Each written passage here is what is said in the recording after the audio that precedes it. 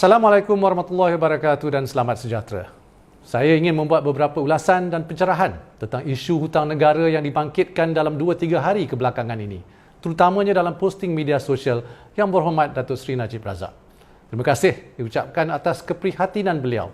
Izinkan saya memberi penjelasan.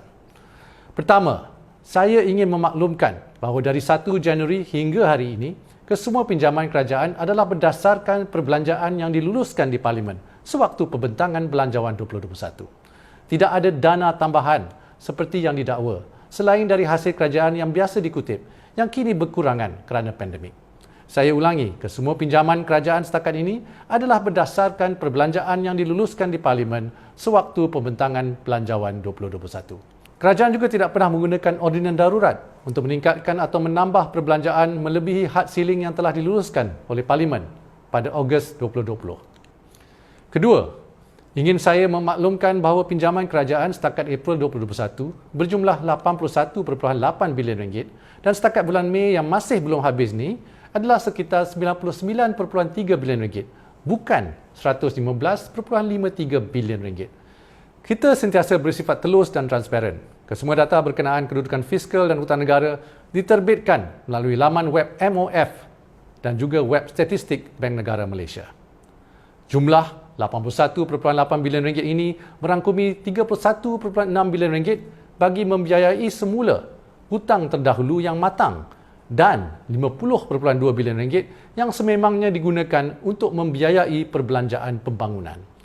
Ini semua termasuklah perbelanjaan dari kumpulan wang COVID-19 yang mana 17 bilion ringgit adalah untuk tahun 2021, merangkumi inisiatif-inisiatif semasa tempoh PKP2 dan PKP3 seperti bantuan prihatin rakyat, program subsidi upah, jaringan prihatin, geran khas prihatin dan program e-belia. Saya menjangkakan akan ada yang terfikir untuk bertanya, mengapakah kiraan yang dibuat oleh Kementerian Kewangan ini, iaitu 81.8 bilion ringgit, begitu berbeza dengan jumlah yang didakwa, iaitu 115.3 bilion ringgit. Saya lihat di dalam senarai yang dibentangkan oleh Datuk Seri Najib, terdapat pinjaman yang dibuat oleh Petronas, pinjaman yang dibuat oleh Khazanah dan hasil jualan kepentingan Telekom dan Siltera. Secara terus terang, saya tidak tahu mengapa beliau memasukkan pinjaman yang dibuat oleh Petronas dan Khazanah serta hasil penjualan Siltera atau saham Telekom sebagai pinjaman kerajaan. Pinjaman Petronas dan Khazanah ialah urusan syarikat masing-masing. Mereka meminjam untuk keperluan modal dan aliran tunai syarikat. Ini hutang mereka. Merekalah yang tanggungjawab. Saya rasa perlu juga saya beri pencerahan tentang beberapa perkara. Kerajaan hari ini tidak bermain silap mata dalam membuat pinjaman atau perbelanjaan. Hakikatnya, kerajaan sekarang tidak membuat pinjaman di luar belanjawan tahunan ataupun off-balance sheet, tidak seperti kerajaan terdahulu. Pembiayaan off-budget ini berjumlah 50 bilion ringgit. Dalam menyebut hutang negara, kita tidak dapat lari dari menyebut hutang legasi 1MDB, SRC, SSCR dan sebagainya. Kita telah diminta untuk move on, tetapi kita membicarakan hutang negara. Adalah penting rakyat tahu ke mana perginya duit kerajaan yang sepatutnya digunakan untuk membantu rakyat, terutama dalam suasana COVID-19 yang menekan. Kesemua liability ini dibuat dahulu, tetapi selain daripada pembayaran faedah, kita juga perlu membayar balik prinsipal mulai sekarang. Sebenarnya, lebih kurang 15% daripada hutang kerajaan adalah dalam bentuk komitmen jaminan dan hutang 1MDB.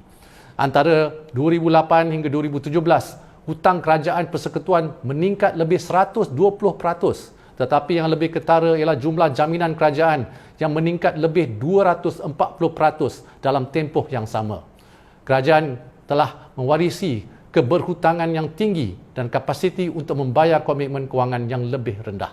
Selain daripada hutang kerajaan persekutuan, kerajaan perlu menanggung komitmen jaminan seperti 1MDB, SRC dan SSCR kerana projek-projek ini tidak menjana pendapatan bagi membayar prinsipal dan faedah pinjaman. Yang lebih menyedihkan, banyak di antara pinjaman ini kita langsung tidak tahu apa hasilnya. Analoginya ialah seperti dialami ramai penjamin pinjaman kereta.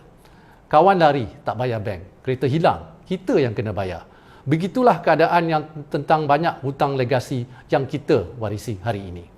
Kerajaan telah melunaskan sebanyak 12.4 bilion ringgit hutang 1MDB dan 3.1 bilion ringgit hutang SRC. Baki hutang merangkumi prinsipal dan kupon keuntungan faedah bagi bond, sukuk dan pinjaman berjangka adalah sebanyak 39.8 bilion ringgit bagi 1 MDB dan 2.57 bilion ringgit bagi SRC.